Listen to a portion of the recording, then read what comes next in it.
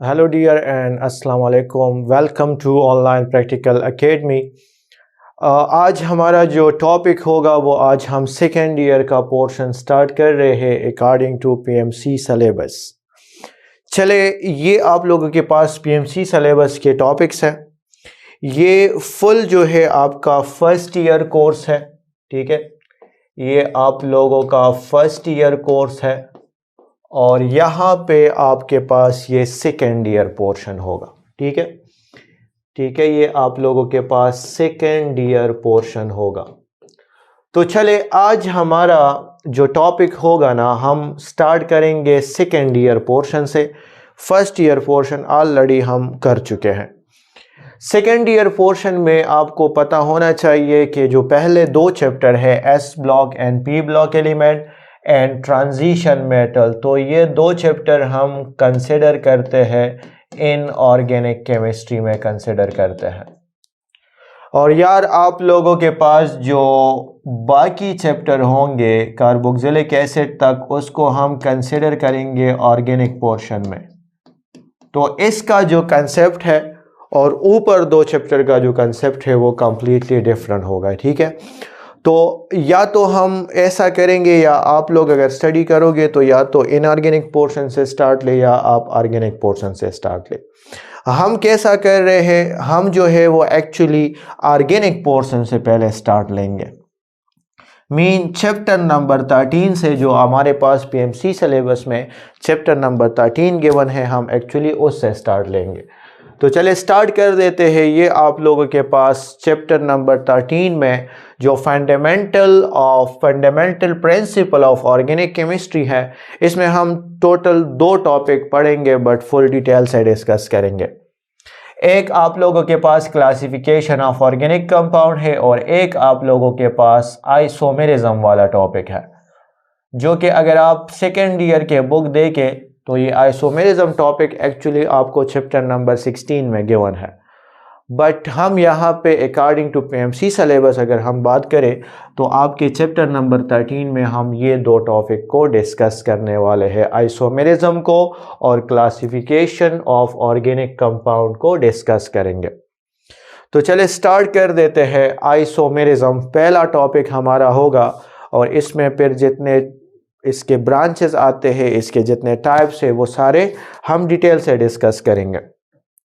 सो NMDCAT second year chemistry है, chapter number 13 according to PMC syllabus है और lecture number 1 जो होगा वो हमारा आइसोमेरिज्म के ऊपर होगा। चले अब यार आइसोमेरिज्म को हमें जो भी टाइप्स यहाँ पे पढ़ा दो, तो आपको तो एक बात क्लियर होनी चाहिए कि आइसोमेरिज्म में एक्चुअली सेम मॉलिक्यूलर फार्मूला होगा। ये वाला सेंटेंस आप हर एक के लिए लिख सकते हैं।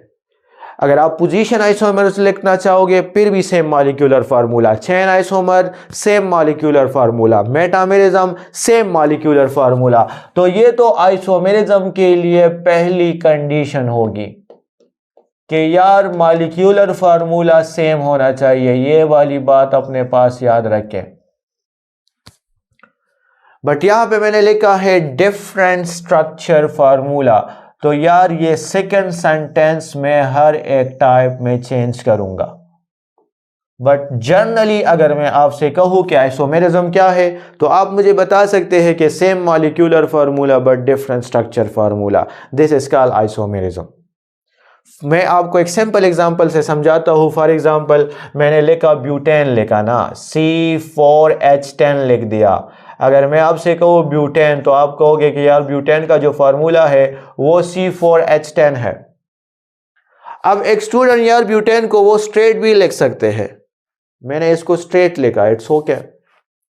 4 कार्बन है तो इसके साथ मैं लगाता हूं N ब्यूटेन, स्ट्रेट मैंने लिखा। और यहां पे मैंने एक कार्बन को ब्रांच फॉर्म में लिख दिया। कार्बन हर सूरत में 4 बॉन्ड बनाएगा, हर सूरत में 4 से ना मैं ज्यादा बॉन्ड बना सकता हूं ना मैं कम बॉन्ड बनाऊंगा। और हाँ, यहां पे एक बात अब याद रखिए कि दोनों में number of carbon, number of hydrogen same है, तो इसलिए हम यहाँ पे लिखते हैं कि सेम मॉलिक्यूलर फार्मूला। लेकिन दोनों का अगर आप स्ट्रक्चर का कंपैरिजन करोगे तो दोनों का स्ट्रक्चर फार्मूला एक्चुअली डिफरेंट होगा। तो इस फिनोमिना को हम नाम देते हैं आइसोमेरिज्म। अब आइसोमेरिज्म के हमारे पास डिफरेंट टाइप्स होते हैं। आइसोमेरिज्म के हमारे पास डिफरेंट टाइप्स होंगे। हम इसकी मेन जो दो क्लासिफिकेशन डिस्कस करेंगे आइसोमेरिज्म के, हम एक्चुअली दो क्लासिफिकेशन को डिस्कस करेंगे। The one is called structure isomerism. The one is called structure isomerism. And the second one is called stereoisomerism.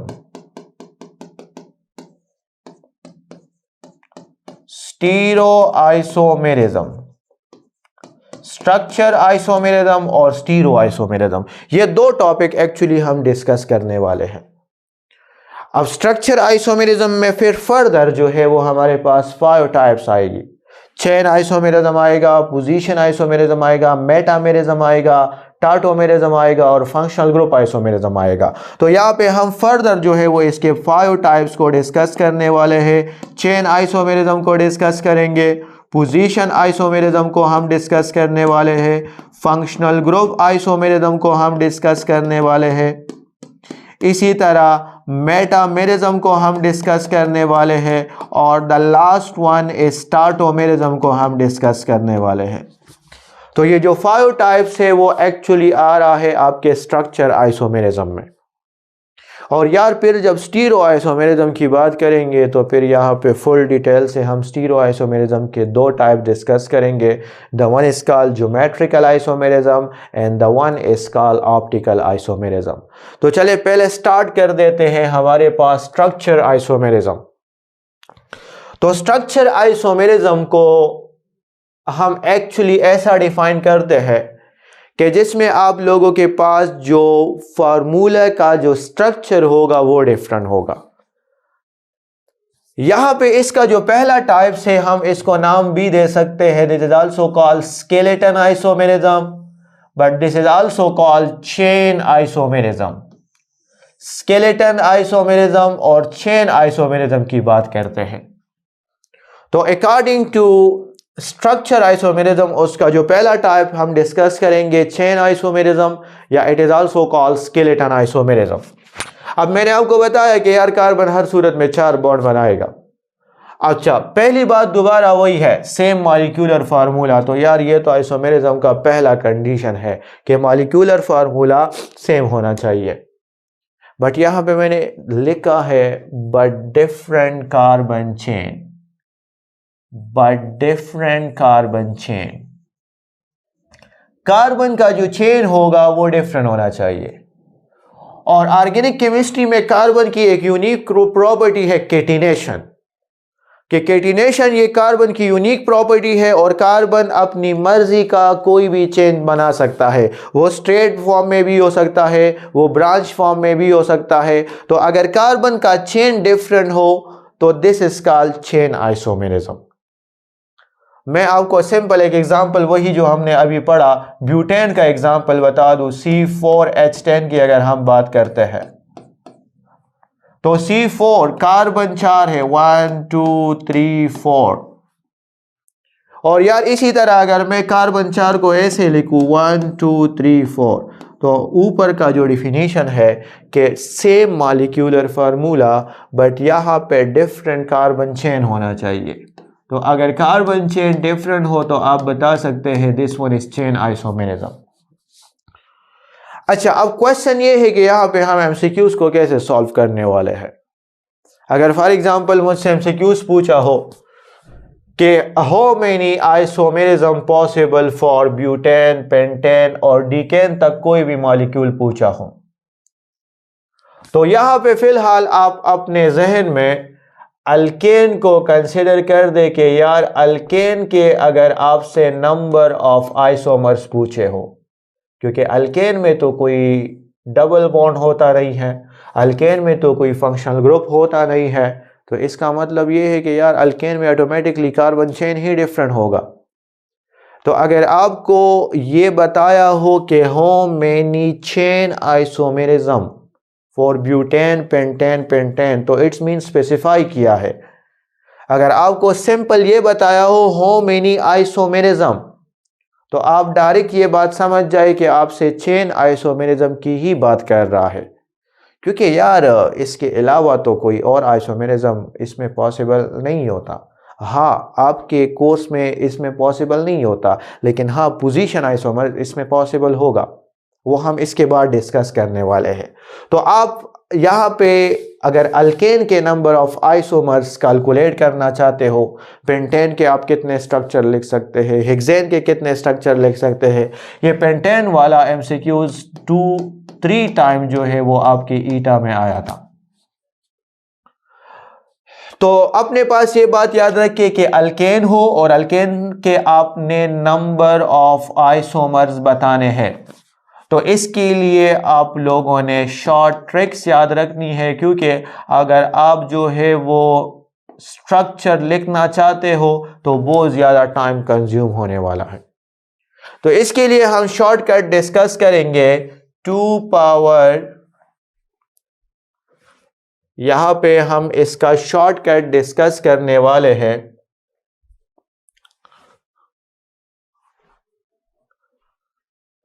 2 power n-4 plus 1। दूसरा फॉर्मूला याद रखें, 2 power n-4 plus 2, 2 power n-4 plus 3, 2 power n-4 plus 11। 4 shortcuts मैंने आपको बता दिए। इधर से आप अल्केन के नंबर ऑफ आइसोमर्स कैलकुलेट करोगे, ठीक है। जहन में रखना है कि अल्केन होगा, सही है ना।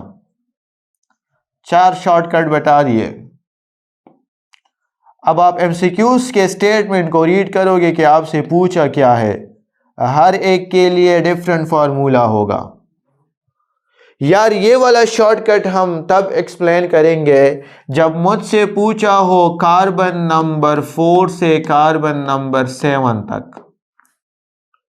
फॉर एग्जांपल मुझसे एमसीक्यूज में पूछा है ब्यूटेन के कितने आइसोमर्स पॉसिबल है, मुझसे एमसीक्यूज में पूछा है पेंटेन के कितने आइसोमर्स पॉसिबल है, मुझसे एमसीक्यूज में पूछा है हेक्सेन के कितने आइसोमर्स पॉसिबल है, और इसी तरह हेप्टेन के कितने आइसोमर्स पॉसिबल है।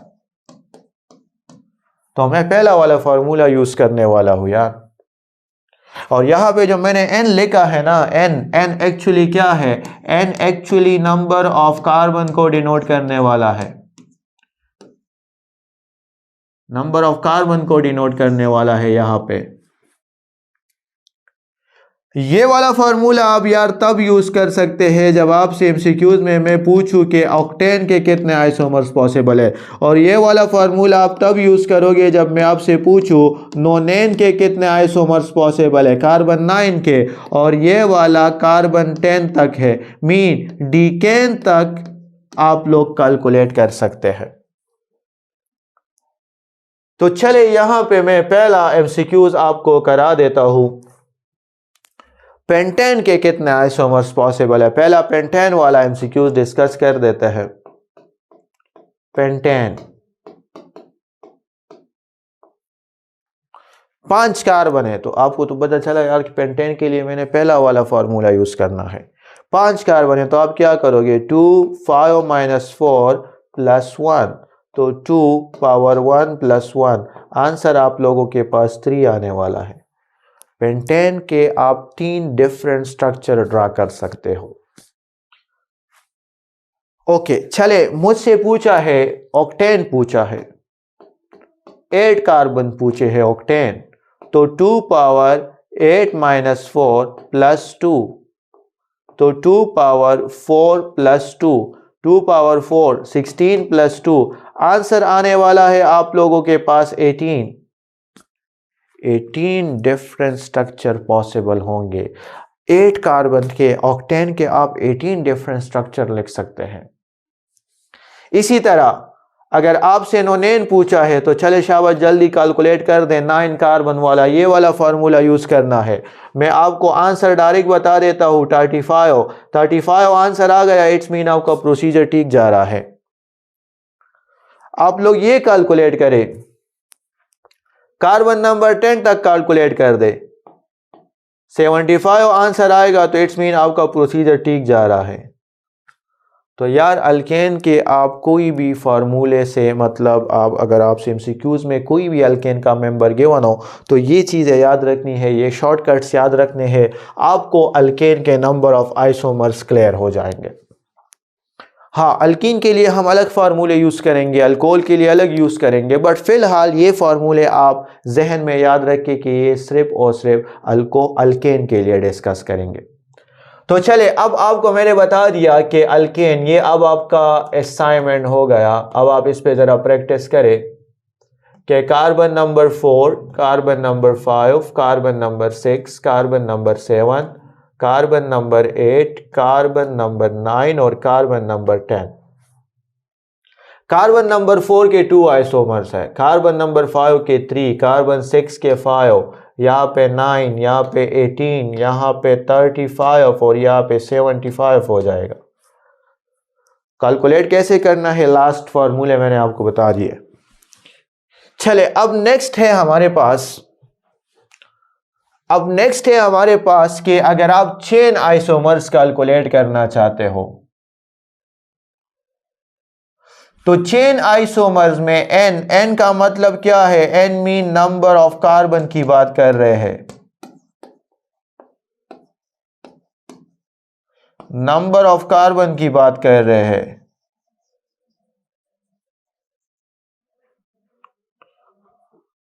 कि नंबर ऑफ कार्बन होने कितने चाहिए, चेन आइसोमर्स के लिए कार्बन की तादाद कितनी जरूरी है। तो आपका आंसर होगा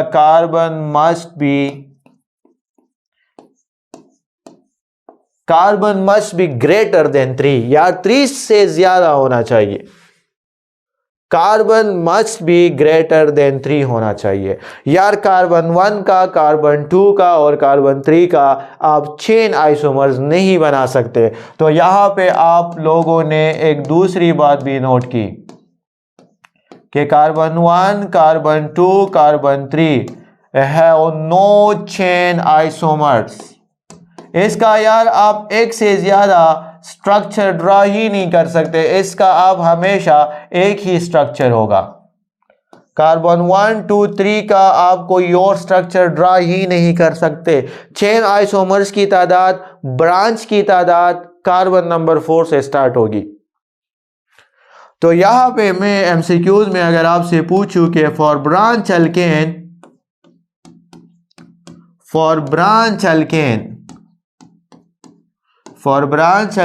तो आप मुझे लिखोगे कि ब्रांच अल्केन के लिए carbon greater or equal to 4, ये भी हो सकता है।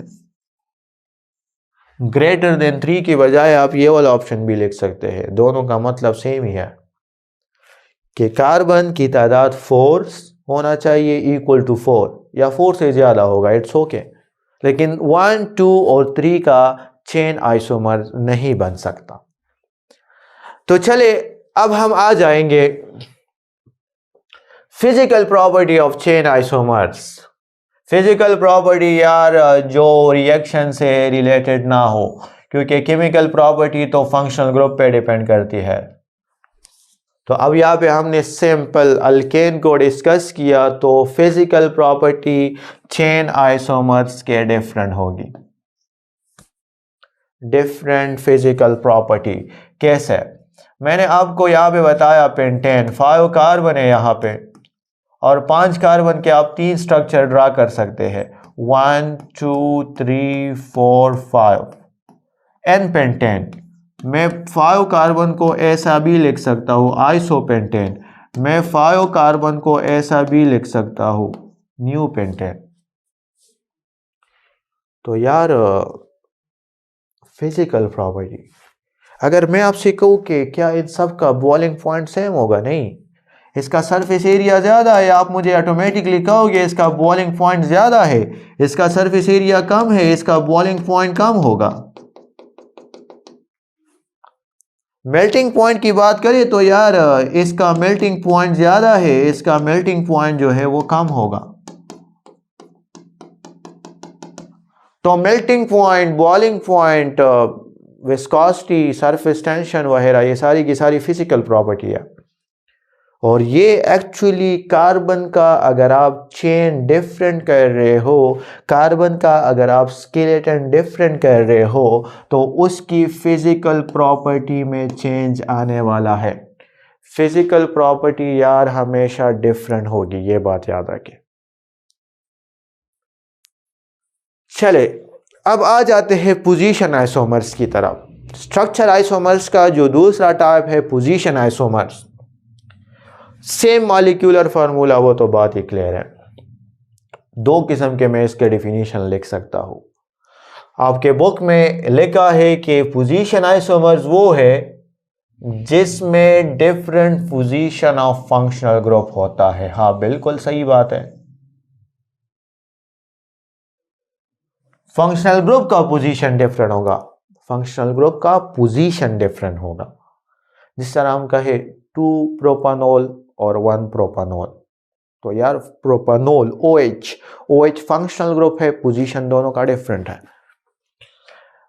ये डिफिनीशन आपके बुक में भी लिखा है, बट हम एक और किस्म का डिफिनीशन भी यहां पे डिस्कस करेंगे।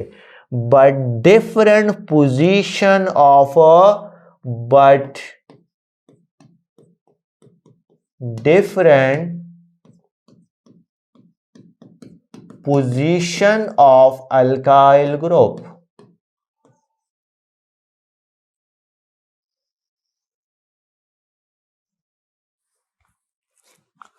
अल्काइल ग्रुप का पोजीशन भी अगर डिफरेंट हो, this is also called position isomers. चलिए हम पहले इस चीज को एक्सप्लेन करेंगे, उसके बाद मैं आपको ये बता दूंगा। पहले हम पोजीशन ऑफ फंक्शनल ग्रुप, ये आसान है, वो आप लोगों ने आपको आता भी होगा। जिस तरह अगर हम ब्यूटानॉल की बात करें, ब्यूटानॉल तो 4 कार्बन है। अब एक स्टूडेंट 4 कार्बन को ऐसा लिख रहा है,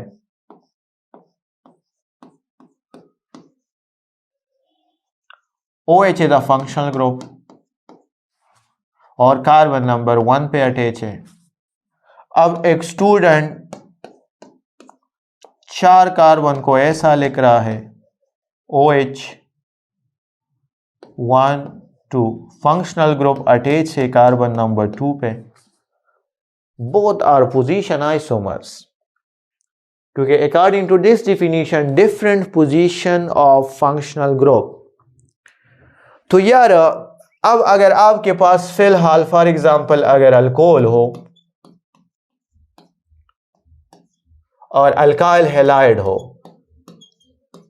तो आप ये दोनों फंक्शनल ग्रुप जहन में कंसिडर कर दे। आप कोई और फंक्शनल ग्रुप की अब हम बात नहीं करेंगे, कोई और फंक्शनल ग्रुप की हम फिलहाल बात नहीं कर रहे। अल्कोहल जिसमें OH हो, अल्काइल हैलाइड जिसमें हेलोजन फंक्शनल ग्रुप हो, तो आप इसके पोजीशन आइसोमर्स कैसे कैलकुलेट करने वाले हो? अल्कोहल और अल्काइल हैलाइड, तो नंबर ऑफ पोजीशन आइसोमर्स,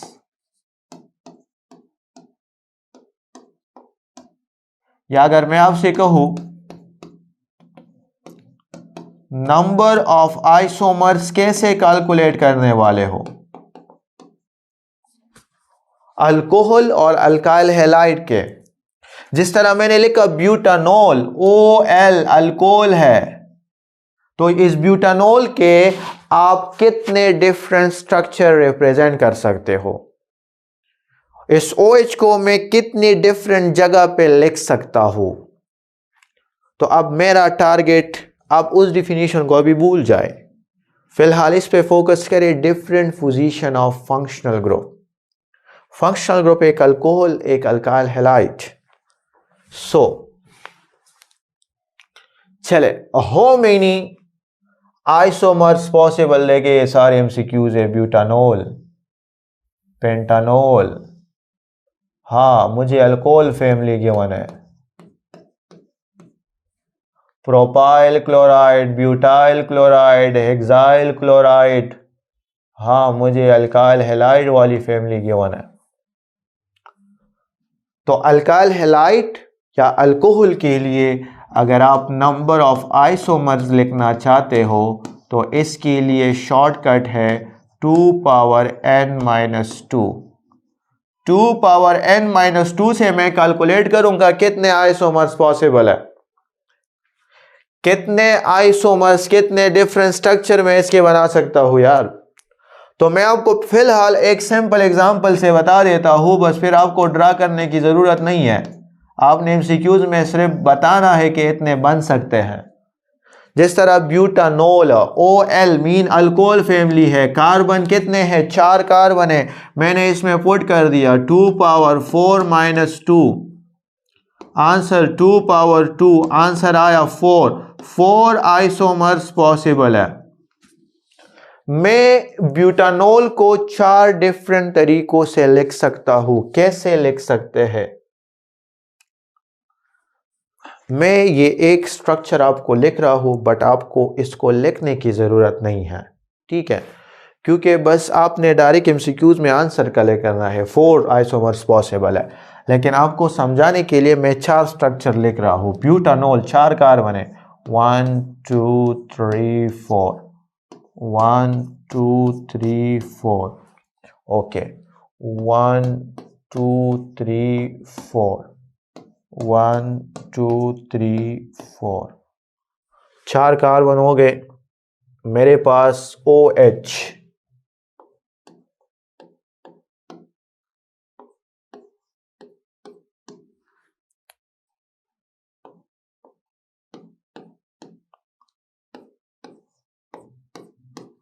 इसके अलावा कोई स्ट्रक्चर बनता ही नहीं है, इसके अलावा कोई स्ट्रक्चर बनता ही नहीं है। सोचे जरा, अब अगर कोई स्टूडेंट कह रहा है, कि यार ये OH को मैं इधर लिख रहा हूं, तो मैंने काउंटिंग इधर से किया 1 2 3 4। तो अगर एक स्टूडेंट को OH यहां पे लिख रहा है तो फिर यार काउंटिंग हम इधर से करने वाले हैं ना, तो ये स्ट्रक्चर और वो स्ट्रक्चर सेम ही होता है, वो भी फिर कार्बन 1 पे आएगा। अब अगर कोई स्टूडेंट कह रहा है कि यार मैं OH को अगर इधर लिखूं तो फिर हम काउंटिंग तो इस साइड से करने वाले हैं, तो ये स्ट्रक्चर और वो स्ट्रक्चर सेम ही होगा। 2 हो गए। अगर कोई स्टूडेंट कह रहा है मैं OH को यहाँ पे लिख रहा हूँ तो फिर मेरा लॉन्गेस्ट चेन ये वाला हो जाएगा। अगर कोई स्टूडेंट कह रहा है मैं OH इस कार्नर पे लिख रहा हूँ, फिर लॉन्गेस्ट चेन ये वाला हो जाएगा। तो यार सारे स्ट्रक्चर यहाँ पे सेम आते हैं, सबके नेम सेम आने वाले हैं। आप OH को यहाँ पे लिख के, OH को यहाँ पे लिख के, OH को यहाँ पे लिख के, सारे सेम है, नेम सेम होंगे। तो जब नेम सेम होंगे तो वो तो आइसोमर्स तो नहीं होंगे। आइसोमर्स का आयोपेक नाम डिफरेंट होना चाहिए, ये बात याद रखें।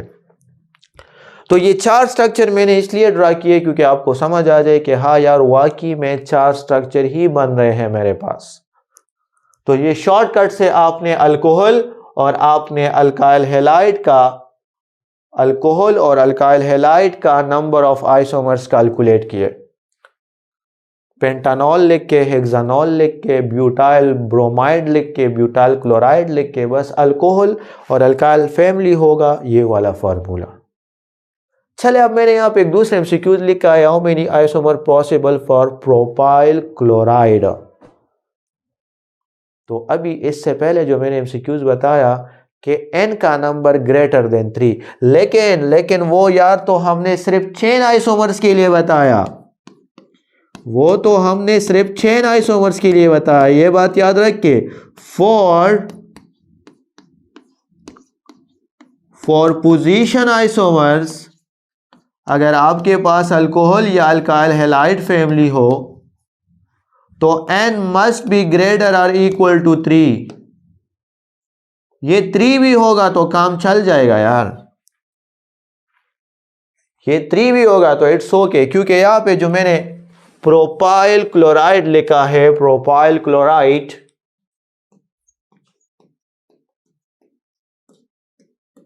तो यार प्रोपाइल क्लोराइड में तो अब आपको पता चल गया कि अल्काइल हैलाइड फैमिली है, और अल्काइल हैलाइड फैमिली का तो हम ये शॉर्टकट डिस्कस करने वाले हैं 2 power n minus 4 2 power n minus 2 discuss करने वाले हैं।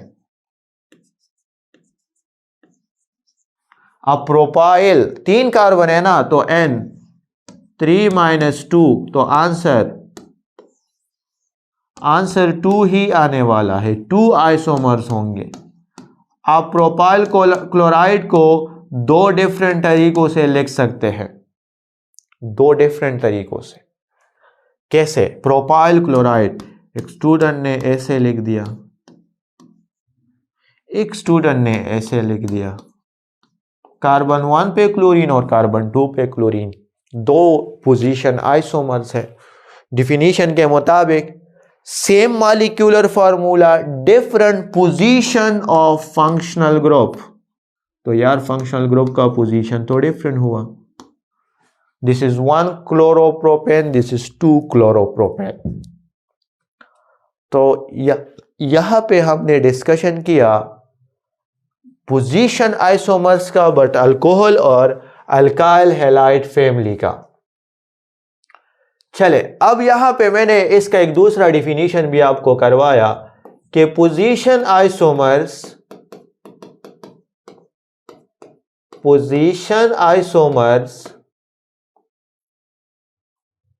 उसे भी कहते हैं जिसमें सेम मॉलिक्यूलर फार्मूला हो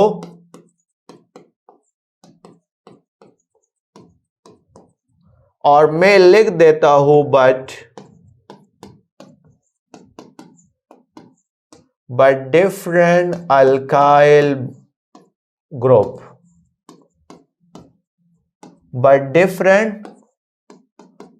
different position of alkyl group।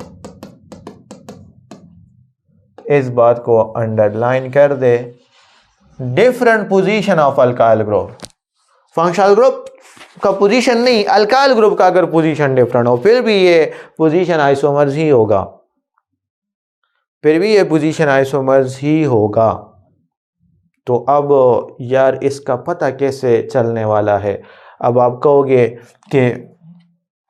कहोगे ना कि ये वाला डिफिनीशन तो हमने चेन आइसोमर्स के लिए भी किया कि डिफरेंट कार्बन चेन, उसके लिए भी किया। तो अब क्वेश्चन ये है कि how to distinguish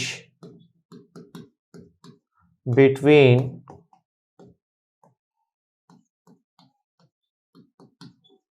chain isomerism and position isomerism।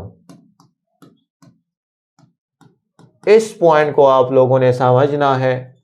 This is the main point of this lecture, how to difference between position and chain isomerism। आपको नंबर ऑफ आइसोमर्स का तरीका निकालना आ गया, चेन का, पोजीशन का। अब इन दोनों में डिफरेंस कैसे करोगे कि एक कंपाउंड 2 मॉलिक्यूल में आपको दे दूं, आपको बताऊं यार ये चेन आइसोमर्स है या ये पोजीशन है। जिस तरह ये एमसीक्यूज है, मैं आपको दे दूं ये चेन आइसोमर्स है या ये पोजीशन आइसोमर्स है। मॉलिक्यूल 1 और मॉलिक्यूल 2 आप इसमें क्या है, तो डिफरेंस निकालने के लिए आप लोगों ने यार how to differentiate between chain and position isomers, तो कैलकुलेट मैजिक नंबर। आप लोगों ने मैजिक नंबर कैलकुलेट करना है and the magic number is C और बी। सी और बी की वैल्यू होती है सी और बी। अब what is mean by C और बी क्या है? C mean number of carbon in long chain. Long chain में कार्बन की तादाद कितनी है? Number of carbon in long chain. और बी नंबर ऑफ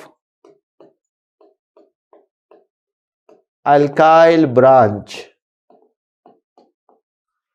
ये बात नोट कर दे और अपने सामने रखे, क्योंकि जब मैं इस पे एमसीक्यूज करवा दूंगा तो आपको ये पता होना चाहिए। C number of carbon in long chain और number of which branch, number of alkyl branch, ठीक है ना।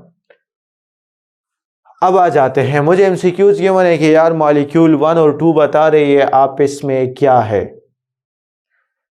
तो मैं ऐसा करूंगा, इसको थोड़ा सा अपने लिए आसान कर दे, तो उसको ज़रा ओपन कर लिखता हूँ। तो मैं इसको थोड़ा इस तरीके से लिख दूंगा। मैं इसको थोड़ा इस तरीके से लिख दूंगा। ब्रैकेट मीन ये ब्रांच है ना, ब्रैकेट में इट्स मीन ये ब्रांच है। अच्छा, और दूसरे वाले को यार मैंने कुछ इस तरीके से लिखा CH3 और कार्बन। अब यहाँ पे दो ब्रांच है, एक मैंने नीचे लिखा, एक मैंने ऊपर लिखा, और CH2 और CH3। पहले तो आप यार मुझे बता रहे कि ये आइसोमर्स है भी या नहीं भी है। तो आपने देखा सेम मॉलिक्यूलर फार्मूला, ये बात वह होनी चाहिए। तो मैंने देखा कार्बन की तादाद 1 2 3 4 5 6, हाँ इसमें 6 है, इसमें 1 2 3 4 5 6, हाँ सेम। कार्बन की तादाद सेम है, 6 है, it's mean molecular formula same है। एक दूसरे के आइसोमर्स तो है, लेकिन या तो चेन है और या तो पोजीशन है, क्योंकि चेन का डिफिनीशन क्या था, डिफरेंट कार्बन चेन। तो यार कार्बन चेन तो डिफरेंट है। और पोजीशन का डिफिनीशन क्या था, डिफरेंट अल्काइल ब्रांच। तो यार वो भी है, different position of alkyl branch. मैं इसमें मैजिक नंबर कैलकुलेट करूंगा। तो फॉर मॉलिक्यूल ए के लिए CB की वैल्यू मुझे बता दे। C number of carbon in long chain, तो 1 2 3 4 5। लॉन्ग चेन में कार्बन की तादाद 5। Okay. Number of branch, number of alkyl branch, एक ब्रांच है, B की वैल्यू 1, 51 आ गई। मॉलिक्यूल 2 के लिए CB की वैल्यू निकाल ले। Number of carbon in long chain 1 2 3 और 4, कार्बन की तादाद 4। Number of alkyl branch 1 2 42।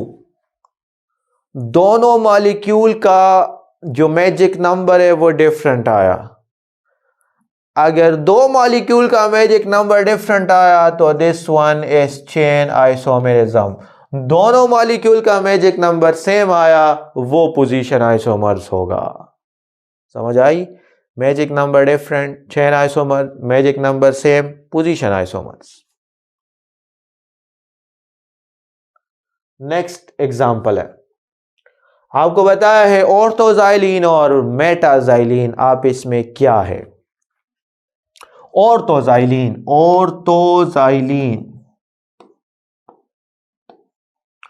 जब बेंजीन के साथ दो CH3 ऑर्थो पोजीशन पे अटैच हो तो दिस इज कॉल्ड ऑर्थोजाइलिन।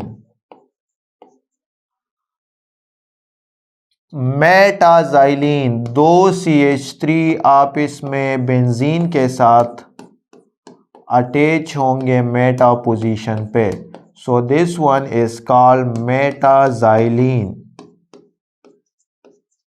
तो ऑर्थोजाइलिन और मेटाजाइलिन, आप इसमें क्या है। शाबाश, खुद जरा बताए मुझे, पोजीशन और चेन। सो दोबारा यार CB वैल्यू कैलकुलेट करनी है। CB कार्बन, CB वैल्यू बता दे। कार्बन की तादाद लॉन्ग चेन में 1 2 3 4 5 6। तो CS6. Number of alkyl branch 1 and 2. BS2 62.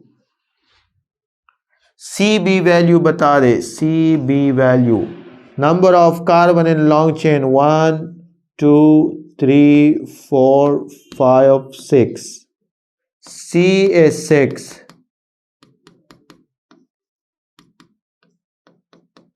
B is 1 or 2.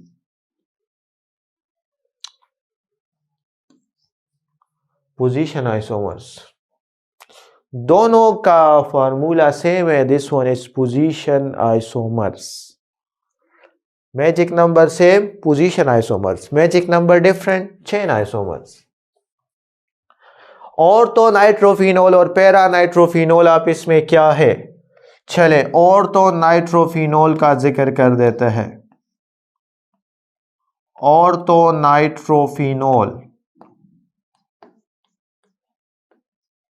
और तो this is the ortho nitrophenol.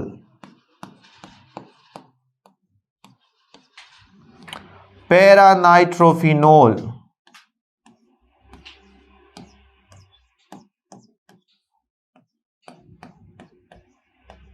This one is para nitrophenol. Magic number बताए मुझे, मैजिक नंबर से पता चलने वाला है पोजीशन है या चेन आइसोमर्स है. CB की वैल्यू बता दे. क्या करना होगा, CB number of carbon in longest chain. तो यार number of carbon in longest chain बताए. 1, 2, 3, 4, 5, 6. C की वैल्यू यहाँ पे 6 है. B number of alkyl branch, number of alkyl branch. मैंने कोई और ब्रांच का जिक्र नहीं किया, अल्काइल ब्रांच का जिक्र किया है. अल्काइल तो है ही नहीं, तो 0.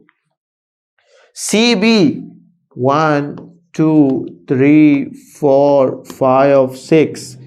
C is 6. B is alkyl branch नहीं है, 0. मैजिक नंबर सेम आया. कौन सा आइसोमर्स होना चाहिए, पोजीशन आइसोमर्स होना चाहिए. मैजिक नंबर सेम आया, पोजीशन आइसोमर्स होगा. This is all about position and chain isomers. Thank you. Allah Hafiz.